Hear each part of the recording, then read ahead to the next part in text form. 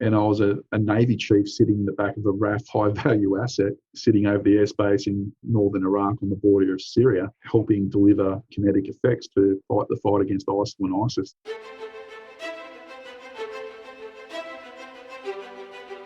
Welcome to the podcast where we track down Australian war veterans, have a chat with them, and hear their stories. I'm Alex Lloyd, and this is Life on the Line. The single greatest sacrifice I've made is my family. We weren't out there to take country. We were out there to do something. That was our job. I did feel a lot of regret. Friends were still getting killed.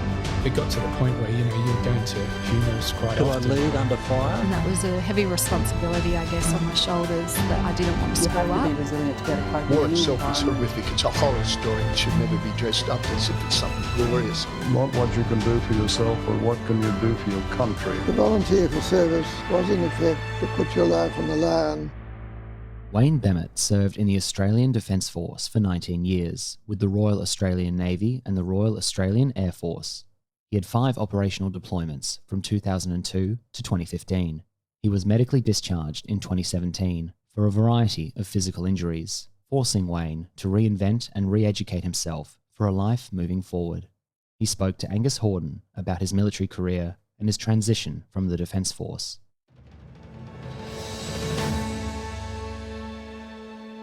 I'm Angus Hordern, speaking today with Wayne Bemet.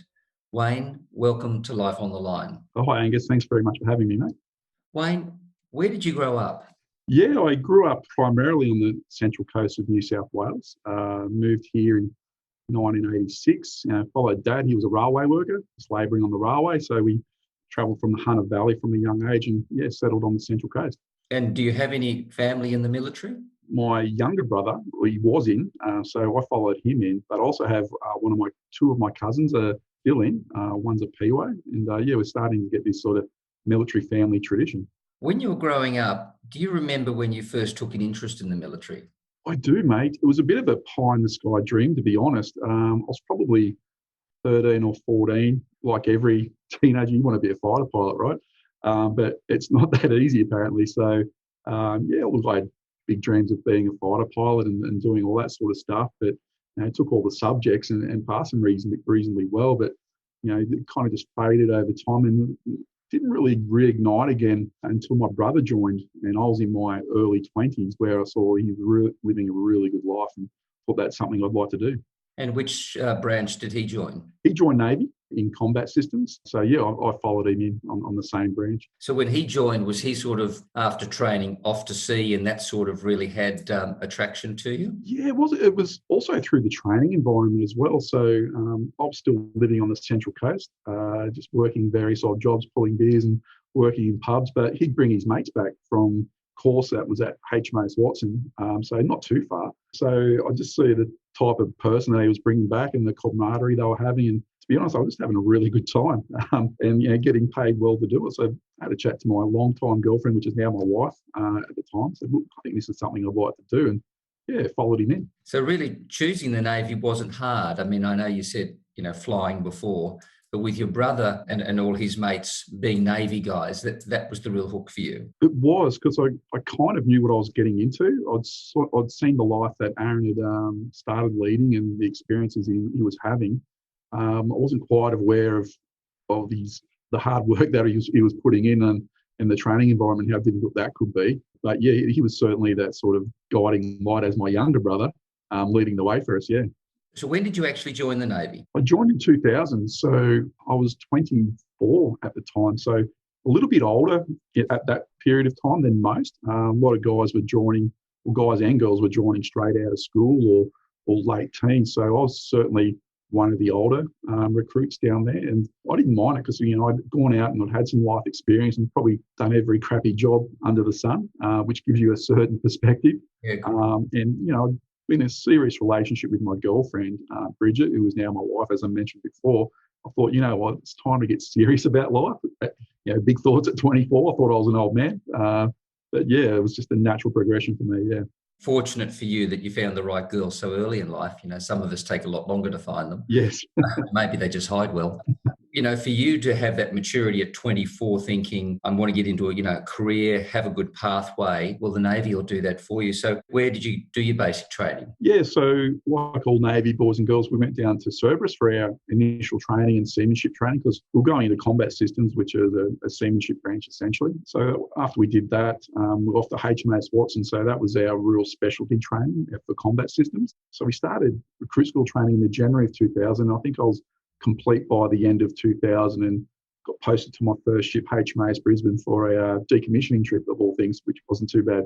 Wayne, a lot of people haven't served in the Navy and can't appreciate how fantastic HMAS Watson is in Sydney. Can you just share, besides the beauty of the place, what it was like to serve on that base? Mate, it was beautiful. People that don't know it, it actually sits right on South Head. Every year we'd probably get snagged for a duty for all the spectators wanted to come on and they'd watch this opening to the Sydney to Hobart yacht race. So it was perfect vantage point. And as a younger man, you'd study pretty hard during the week. But there was the Watson's Bay Hotel, which was a couple of 100 metres down the road. I remember going to the Watson's Bay Hotel so many times. Yeah. And tell us about your time at Watson, because I could see that would really hook you into the Navy. Yeah, it really did. So I was quite switched on early because I knew this is what I wanted to do, or at least have a really good crack. So I hadn't studied for a while, but I knew I was reasonably smart. So I picked up all the theory quite well and applied it practically. So course wasn't that difficult. And look, I made some really good mates throughout the course as well. So I was kind of like the dad of the course, trying to look after some of the youngins. But some of these guys were 17, straight out of school. And this was their first experience. So they might have been working at Coles or Macca's, on low wages. And all of a sudden you're thrust into a uniform, getting paid well and having these pretty cool experiences. So I think Watson was a real growth moment for me, and set me up, and I really embraced the Navy life, even right from recruit school, to be honest. It just suited me. Before we get into your deployments, your primary qualification is within combat systems. Can you elaborate more on what that means? Is it the old guns on ships, in simplest terms? Look, it's operations rooms essentially. So warships, they need a heart center or a heartbeat, and that's the operations room. So it's where the captain and the principal warfare officer leave and work. We're charged with fighting the war and the rest of the ship there is essentially there to support what we're doing from a tactical point of view. So, as a seaman, you go in, you learn to work on the radar scope, giving reports to the officer of the watch, making sure, so it's anti-collision essentially when you first get in there, and making sure that surface picture was on point, so essentially we're not running into anything. But there's a lot of radars, radios, warfare type stuff, and it's something that I certainly hadn't experienced before, nor would you. And I was hooked. I just absolutely loved it. I love the pace of it. I love the pressure of it, and it's something that I picked up really quickly. Wayne, where's Bridget at this time? She's a school teacher. Yeah, we've been together 27 years now. Yeah, I was 19. Yeah, wow, that's a long time. But yeah, she's my rock mate. So school teacher, 2 boys. So she was really my rock throughout the whole experience. So, I joined the Navy in 2000, and she went and got a teaching degree, and that was that sort of fork in the road for both of us to go do something different and try and be grown-ups, I guess. Where were you living then? Initially, we were still on the Central Coast. So I was living on base at HMAS Watson during training, because you have to, you're not allowed off. But once I was qualified and posted to my first ship, we actually moved to West Ryde, just in the inner west of Sydney.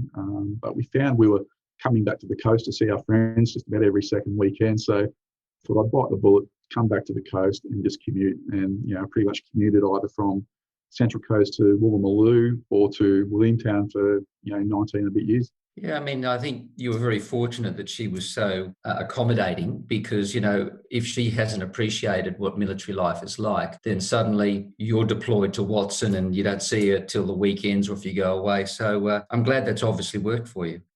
Do you remember September 11? I do, because I was actually at sea. It'll stick in my mind forever, because, as you know, it changed our world forever. I was on HMAS Brisbane. I was a seaman CSO. Yeah, we were on watch. All of a sudden, the signal traffic just started coming through massively of something's happening. And, we were directed to go back alongside. And, I do remember that quite vividly. At the time, you don't really appreciate the gravity of what was going on. We just knew something was going on. Because I'd only been in a very short time, I wasn't really quite aware of what could go wrong, but there were some fairly senior people around me that were going really concerned. And that's what I went, okay, there's something probably more to this. And obviously, as time wore on, we found out what actually happened. So, yeah, I'll remember that for the rest of my life. A lot of people we've spoken to on Life on the Line have witnessed the September 11 and then it moved them to do something. Many then joined. But you were actually, fortuitously, whatever, you were already serving. So you're already in the system, which is a jump ahead, because the next step, you had 5 operational deployments. And in 2002, just right after September 11, you're off again on your first deployment. Yeah. I certainly didn't expect that when I joined. I think I expected a few trips up top and earn some good money and sail around Australia. But no, I don't think anyone could have expected what happened to actually happen. But yeah, I got posted to HMAS Melbourne as a big bad able seaman. Yeah, we got directed to go up and basically sit around about 12 miles off the coast of southern Iraq, enforcing the UN sanctions. Just explain what Melbourne is, because Melbourne changes there's been lots of Melbournes. So what's your current Melbourne? Yeah, so it was HMAS Melbourne, FFG-05. So I was a guided missile frigate. My first posting was a destroyer, Old Brisbane, but this is my first time on a frigate, and it was a totally different type of operations room as well. But Melbourne's holds a really soft spot in my heart because it was my first operational deployment, and you have certain experiences with people that really galvanise you, and you're thrust to different parts of the world that you just thought you'd never see. I was a skinny kid from the Central Coast. All of a sudden, I'm ashore in Bahrain, 2 days out from going on patrol. It was just nuts. It's funny what you say about your first ship. Like, the Air Force, a base doesn't mean anything like your ship is your home as it is for us in the Navy. Absolutely, yeah. My first ship was Derwent, and I always just remember Derwent. Oh, wow. Yeah. And you, of course, yours is Melbourne. So after your first deployment, tell us about your second. First deployment went really well on Melbourne. So well that they sent us up, I think it was about 6 months later, 6 to 9 months later. So I did back-to-back deployments on Melbourne, which was pretty crazy. So back then there wasn't so much concern about respite for people going on operation. And as you know, Angus, that was the start of our real high-intensity operation period that is still ongoing, to be honest. So it's been the best part of 2 decades. We knew what we were getting into, so they sent us up again. Very similar type deal. So we knew the drill, and workups went really well. And again, it was just another chance to go do the job for real. And I sort of graduated higher up into a few positions and was getting more involved with the warfare and even the electronic warfare side, which I found really interesting. And what's your rank now? My final rank was Chief Petty Officer, which was a goal from mine right at the start. I did have the opportunity to commission, and I was in the process of doing that before I had my injuries, which led to my medical discharge, which is a bit unfortunate way to finish it. Well, we all know it's the chiefs that run the Navy and it's the sergeants that run the Army. When you were on Melbourne, you did your 6 months stint in your first deployment, which is very intense because, in fairness, you really didn't know what was going to hit you in the first one. We're a lot wiser now, but in the first one, it was all pretty new. If you're on patrol and action for 6 months, did Melbourne come back and refit? Yeah, both times. So it's pretty rigorous on the platforms, the conditions. So even I'm no engineer, but the water was quite salty up there. So the RO planes were always struggling, and the amount of dust that was being kicked up off the desert, getting in our radars and the masts. So both times was a pretty heavy type of refit. And after the second time, I actually came back early from the second trip because before I left, my wife was actually pregnant. We kind of done a deal with the ship saying, well, I'll get you through workups if you can, let me stay at home. So I'm newly married and had a baby boy on the way. And all of a sudden they go, well, no, Bemet, we need you. Let's go. Just jump on and we'll sort it out on the way.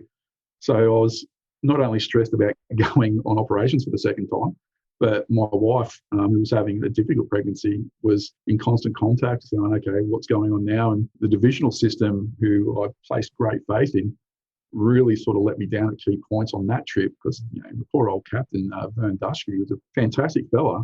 He had no idea about it. The divisional system hadn't got up that far, but as soon as he found out about it, mate, I was straight out of there back home, and I made the berth by about 3 days. So, great. Probably why I'm still married.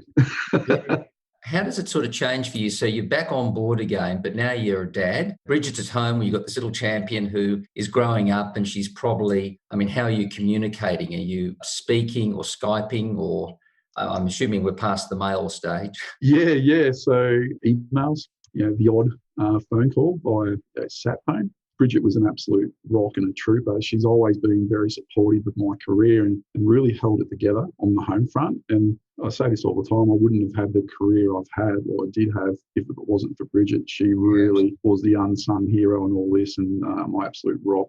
Talk us through your career progression then until sort of 2008. Yeah, so after the second golf trip and getting married and having a baby and buying a house and doing all those adult type things, I was promoted. Basically had the opportunity to go up to 3 crew at RAF Base Williamtown, still in the same sort of job in surveillance, but basically whole of the East Coast. So that was my first posting to Williamtown. I really enjoyed it. I was there for, at least 2.5 years, 3 years. And then I had the opportunity to go back to sea on HMA Stewart as a leading hand. And I had a really awesome team around me. The senior sales were fantastic. And we did a Southeast Asia deployment again, which was tough with a young family. And then we had our second child. So the timing wasn't great again. But, we were on our way to Southeast Asia, brief degaussing in the west on our way out. And again, separated during this. It was a difficult time, but we did the trip, came back, and then had the opportunity with the chief at the time, Damien Collins, had an opportunity with Deployable Joint Forces to do the job on KLOT. So that's the oil platform just sitting off Iraq, where we were tasked with training the Iranian forces how to defend their platform in conjunction with the US Marine detachment. So that was a really interesting deployment. Look, they were terrible, but it's no fault of their own. They basically because basically living on an oil rig. So it was a high value asset for ships to come in and still, export their oil. So Iraq could still make money. So the tide had shifted a little bit. Instead of stopping their money, we're actually helping them make money and on the road to recovery. So the Iranians had used this platform for target practice for years. So this thing was swaying in the wind. We were living in shipping containers, and you had a flat jacket and your stire everywhere you went in helmet, even if it's just a transit from your living quarters to the ops room. So again, we had this 2-mile exclusion zone around us, with warships just basically doing circles around us, trying to protect this asset whilst we were trying to train these guys to protect themselves. So that was a fantastic trip. I was a senior leading hand at that stage and had some really good people, and again, met some fantastic people. But we did that for around about 4 months before the status of force agreement expired. So it was a bit of a dash on New Year's Eve in 2008 going into 2009 because the SOFA didn't get signed. So they essentially had to get us out of there. So if anything happened, we weren't covered by the status of force agreement. So we ended up getting out on a garbage barge from the platform to Kuwait in the dead of night. It was crazy. So we just started going, what is going on? This has been a wild trip. And what happened to that Marine detachment? What were they like? Those boys are really good.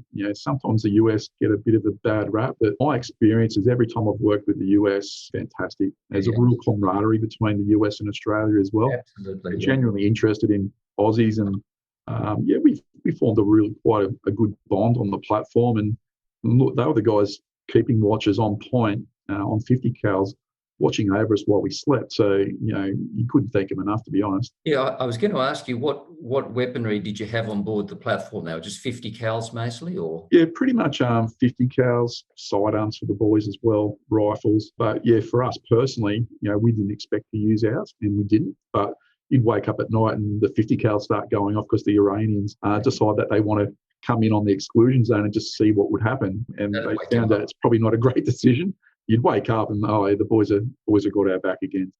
So look, the Navy's really giving you a very diverse career, because in 2010, you're a senior sailor and now you're working in anti-piracy. Yeah, so came back from the KLOT trip on promotion course to petty officer, which I was really proud of. And then an opportunity came up to get on HMAS Parramatta before the trip. So I was quite proactive. I looked at the FAS and the fleet activity schedule. I'm not sure what they call it these days, probably something different. And it just tells you where ships are going. And I knew Parramatta was going away. I knew the PO that was there had already done a trip. So I kind of, negotiated to, mate, can I get on and do the trip if you don't want to do it? He goes, yeah, that's fine. So we got on nice and early, did the workups, and we did the counter-piracy efforts with, I think it was CDF 158 and 150. We're off the Horn of Africa, the Bab el Mandeb Straits, the Red Sea, visiting places like Saudi Arabia and Jordan, but really enforcing helping these cargo ships get through passage through escorts. But also our job was to really react to anything that was going on also. So on the VHF Channel 16, you'd hear calls for help that people's vessels were getting boarded and the piracy was happening. So, we might get misdirected somewhere and all of a sudden we're 20 miles away from someone that needed help. And you hear gunshots on Channel 16 and we try to sprint to help the people where they were, but unfortunately you couldn't be everywhere at one time. So the piracy piece, those guys were really quite well organised, as we found, yeah. So did you actually engage with any pirates? Our ROE didn't allow us to do that. What we were allowed to do was intercept. So we'd basically get told to sit in a spot and something would sail past us, stop that. We were tasked with taking biometrics and identifying certain characters. And then you take all their fuel bar enough to point them back to Somalia. So, yeah, that was what we were tasked with doing. So we were really collating a lot of information, building a good intelligence picture, essentially trying to be that show of force of stopping the people smuggling, which was a really big problem back then. Then in 2012, you retrained as a Navy fighter controller. I did. So I had an accident on HMAS Parramatta where I fell over and dislocated my shoulder, tore my pec off and bicep and all sorts of silly stuff, which sent me ashore to the PO school and just gave me an opportunity to rest, I guess, and just sort of see what was going on. And then the opportunity came up with Navy fighter controller, which is the old ACE, air intercept controller. The Wedgetail was out and about by then, and Navy was looking to put senior sailors in the back of these things because they saw them as an airborne ops room. So there was definitely transferable skills, but the major skill that we had to learn was controlling fast jets and aircraft. So we went down to East Sale, me and a good mate of mine, Pete Gillam. We were basically the first two petty officers to be tried and tested in that environment. We weren't initially that well received by command of the RAF down there. It was like, hey, what are you Navy guys doing here? Because they just didn't know enough about us. But once we got on course and actually showed what we could do and how the skills were transferable, I said, okay, these guys will be good in the back of the jet. Let's get them trained up. And then we were sent off to 2 Squadron in Williamstown. How did you find flying in jets? It was awesome. The Wedgetail, it's not a fighter jet, it's an AWAC. But we were aircrew in the back of that thing, and I loved it because, there's probably the closest I got to, I wanted to be a fighter pilot as a kid, but, all of a sudden, although I didn't get to do that, I was going to the fighter pilot briefs, helping them come up with game plans, executing tactics from a command and control, God's eye perspective. So I absolutely loved it. So from that point of, it was kind of like that point where that's about as close I was going to get to, flying a jet. I absolutely loved it. It was a very different environment. I was back being an operator instead of a manager, which I really enjoyed. So it's basically getting back on the tools, and I only had to, probably selfishly, I only had to worry about myself. That was pretty cool. And what was your major role in those planes? I was a Navy fighter controller, but in Air Force speak, surveillance control officer or an air battle manager. So range from all different types of control experiences through to force marshalling, through to actually getting control of formations of jets off the East Coast, blue versus red. Might be 4 of my jets versus 6 or 7 of potential red jets, and executing tactics and all that sort of stuff. So it was a lot of tactical control, which was awesome. Let's jump ahead now to 2015 and Operation Okra. So this is the response to ISIL and ISIS. That was probably the best and worst deployment I've done in my career. The best in the point that I'd retrained to a new skill, and I was a Navy chief sitting in the back of a RAF high-value asset, sitting over the airspace in northern Iraq on the border of Syria, helping deliver kinetic effects to fight the fight against ISIL and ISIS. So it was a very surreal moment for me. It was a really quite an intense deployment. So we were rotation 2. So the whole point, they wanted to prove the Wedgetail asset in theatre. So rotation 1 did that, and then we came in as rotation 2 just to back them up and keep the rotos going. Doing what we'd trained for the previous 3 or 4 years was really rewarding, but it was also very confronting. The pace of it, it took us as a crew quite a while to come up to speed, as in maybe about a month, because we did work up over the Christmas period. We didn't really get much time off, and I think it showed when we got in theatre. We were a little bit tired and weren't quite on or up to speed, but once we did get up to speed, it was awesome. The team that we had around us were absolute pros. We were executing really well, and once you got that feeling for it, was like, I told the guys, it was like being in the Matrix. You have, 80 to 100 aircraft in your airspace. It's going, okay, where do I put these guys so they don't kind of, they don't run into each other. They've got enough fuel. They can get in and out safely. They can go down lower if they need to help the guys on the ground. So it was a really awesome deployment, but really, really intense. So it really took a lot out of me, actually. So let's go through typical life on base. You're tasked with a mission. You fly off. Typically, were they sort of standard hours or really whenever there was some hot action happening sort of thing? Our rough sort of routine, without getting too deep into it, we'd fly every kind of 3 to 4 days. And depending what was going on, we could be in the air for anywhere from 12 to 18 hours. Huge amount of time. It's massive. It's not like you get up and walk around, like... No. I mean, you've got to do everything in it, yeah. It was about a 2-hour transit just to get to the airspace through the Gulf, hitting your checkpoints, and then basically getting on station. So 2 hours each way, plus at least 12 hours of control. So, and I'm guessing you would have had to be refueled mid-air. Yeah. So fortunately, the Wedgetail had that capability, and Roto 1 proved that in theatre. So we got that ticked off. So because it was a pretty new asset, we were very reliable. They knew they could always extend us or call us up early if required. The Wedgetail's pretty good. Essentially, it's a militarised 737. So if you think about it, it's a whole row of consoles going down each side of the front end of the aircraft. The pilots were pilot and co-pilot. They were really good and switched on. But you said it is a long time to be in the air. So there'd be me and another controller. We'd either be on the strike seat, so you're helping people conduct airstrikes, or you're on the force marshalling seats, or that's basically steering people around, pointing to where the fuel tankers were, getting them in and out of theatre, deconflicting them, all that cool stuff. So we basically just switch seats every 3 or 4 hours because although we had more guys in the crew, we just found our niche where we were really comfortable with the control.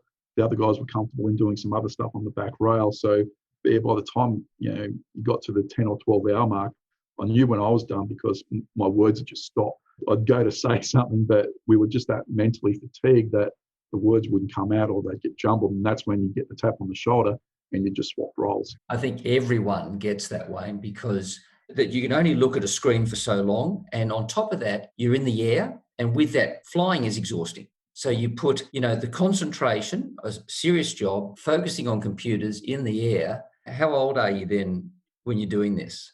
37. 37's, obviously, younger than me now, but still you're not 27, you're still, you're feeling it a lot. Absolutely, I was. And, even physically, although, we gymmed up and we got quite fit, even when we landed, it wasn't over. We had to go debrief, finally get to bed if you could sleep because you were your mind's still racing. You close your eyes and you're seeing your radar screen and it's got all these thoughts going through your head, particularly if it went well or if it didn't go well. Either way, it was still this adrenaline going. We were up there for nearly 5 months and we're flying a lot of weird hours at nights and stopping and changing. So although it went quite quickly, it was quite fatiguing, as you said, Angus. And that was once I got home, I kind of fell in a heap. That was rough. And it's not you, everyone does.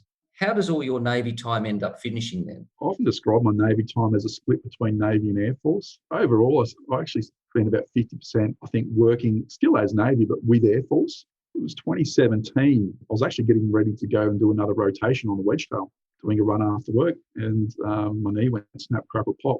I did my ACL, my meniscus tore off the bone, basically fractured my femur, everything. It's like a mini explosion going off of my knee.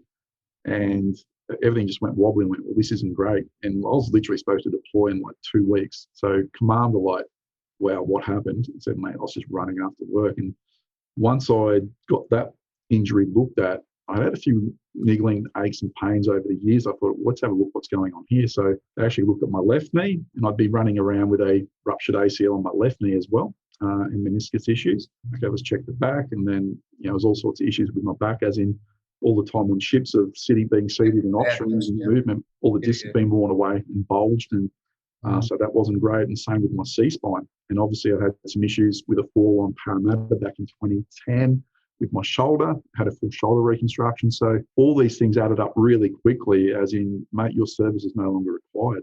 I mean, because, aviation medicine is quite strict. And if I couldn't fly, because I worked so bloody hard to get there. And you were so trained as well and so experienced. I was, and was really enjoying it. And they said, the doctor said, we can't pass you medically fit to keep doing what you're doing. Based on everything that we're seeing now, it was just that time that you stayed still for long enough to MRI the other issues that were going on that you've kind of put off and fought through over the years that, they go, well, mate, you can no longer do this at the level required. So that was that. As I was told, service no required, medically discharging. This all happened within a couple of months when I got that advice. So I had a young family at the time, married, mortgage, really loved my career.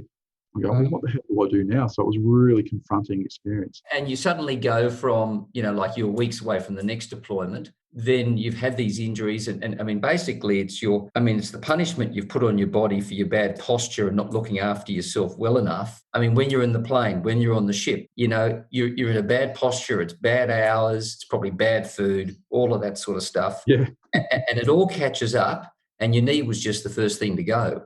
It was. Yeah. Yeah, it was the canary in the coal mine for you. So when they say you're medically unfit, do they say, okay, you can't do this job, these are the options for you? Or was it more, you can't do this, it's finished? Yeah, the whole basis for it was, maintaining that basic level of fitness. And, I wasn't able to run anymore. The knee was that bad that they said, look, let's try and fix the ACL, but we think you actually need a full knee replacement. So, which I finally got May last year.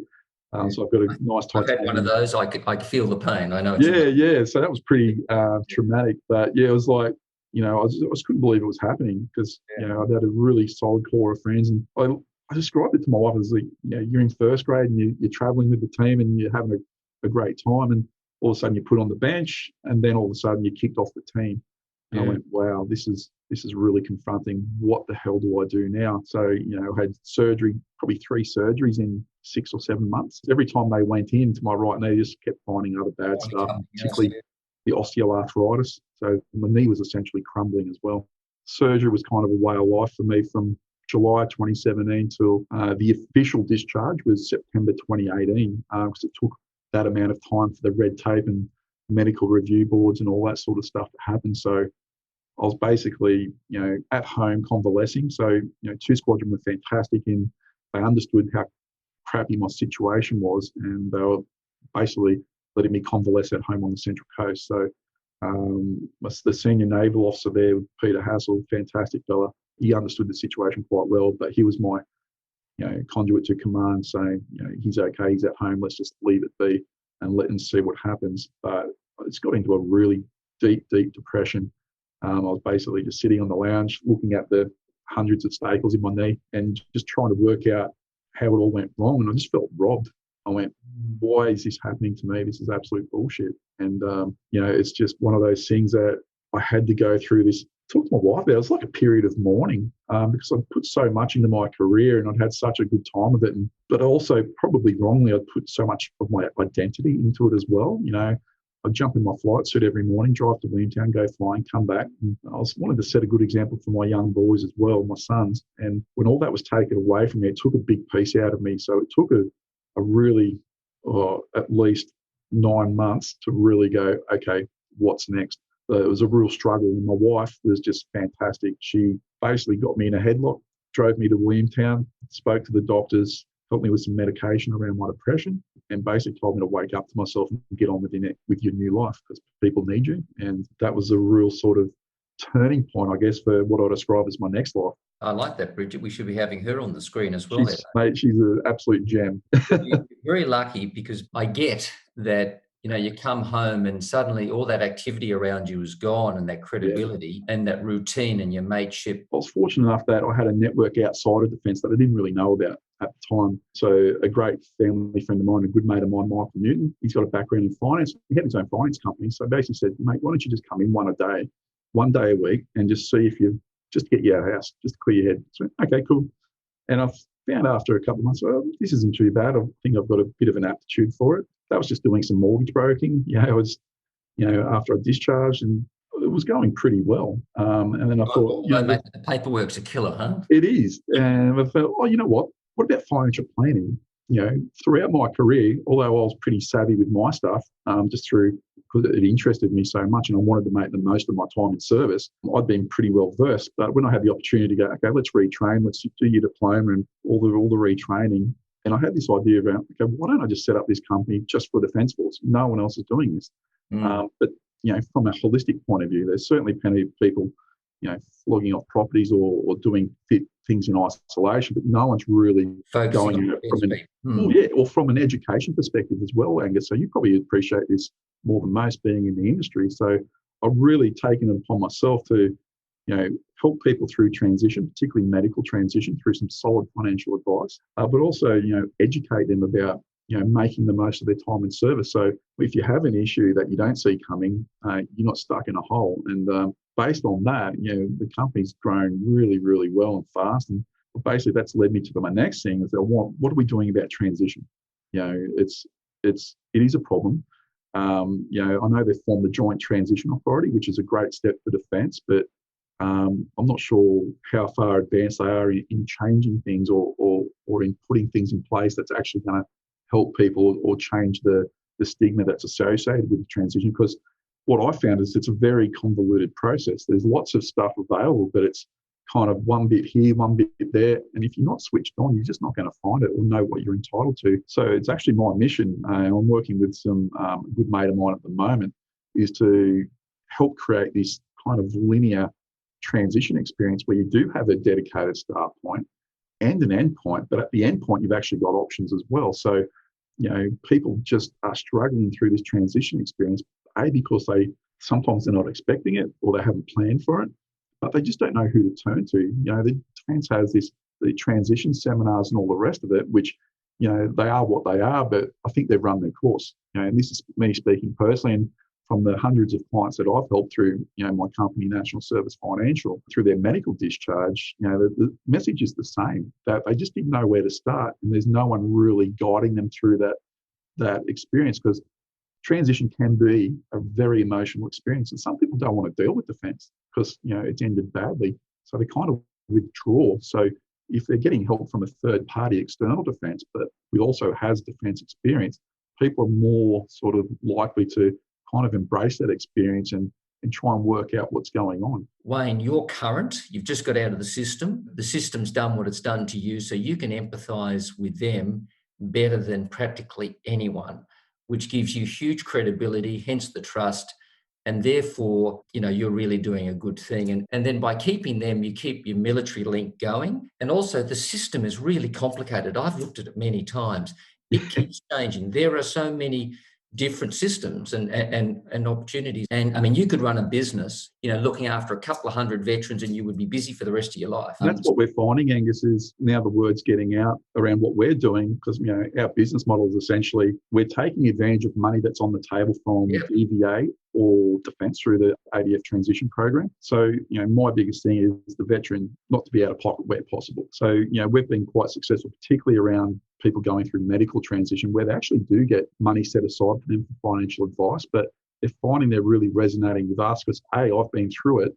I'm ex-military, and this is our specialty. So we're getting some really good feedback from that. And our little company is growing quickly. For example, our operations manager, Hannah, her husband was ex-Special Forces, medical discharge. So I'm really growing this community of ADF families and, who have dealt with medical transition and who have lived and breathed that Defence life for long periods of time, form the nucleus of this, this great little enterprise that we've got going. When you see someone, do you sort of see them free for the first time, or do you charge a fee? Or no, we always see them free for the first time. Yeah. So we want to do a big shout out for you, because people should at least speak to a couple of people. You would be a great person for them to speak to. Oh, thanks, mate. And I hope if they are listening to us and they're thinking of who the hell do I talk to, they at least talk to you. Look, the majority of our clients are people who have gone through medical discharge or have had offers of special rate disability pension, which is really hard to understand from the member's point of view.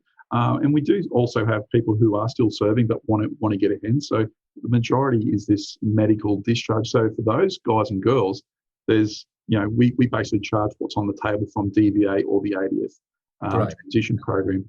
But for those who want it, we basically work out who are not medically transitioning but looking to make the most of their time in service. We want to work out through those first couple of appointments can we help you? Do you want to be helped? And what does that look like and to what level? Because as you know, Angus, a full statement of advice is not really suitable for most people. Most people may want to just concentrate on one particular part of their finances. And we're finding increasingly that people are clueless about their MSBS. Well, as you know, it's a bit of a dark art, and if you're not all over it, it's very confusing. People can be quite confused. So people are really appreciating that advice as well. Yeah.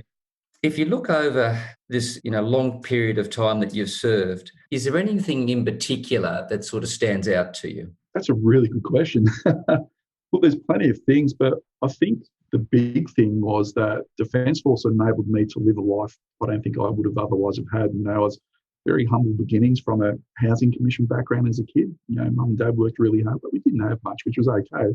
But Defence has allowed me to live a different life, provide a very different life that I had as a child for my family, but also, meet some great people. I think it's all about people for me. It might sound a bit wanky, and some of the boys I know might be having a bit of a chuckle at this, but if anything I can get out of this experience, it's just the tremendous people I've met over the 19 and a bit years, and particularly people I still keep in touch with. We've had those shared experiences, and that's probably the biggest thing I've got out of it is meet some great people. Wayne, look, I'm really glad to hear that your transition has been excellent. I hope our friends who are listening at least start to think about we all transition at some stage. Yeah. You may as well think about it sooner than later. And the more you think about it, the better you'll get. I mean, you're a great example of how to do it. And look, to be honest, we'd just like to thank you for your service. And thanks for being a good guy to talk to today. We've really enjoyed our conversation. No, thank you, Angus. I really appreciate the opportunity, and thanks very much.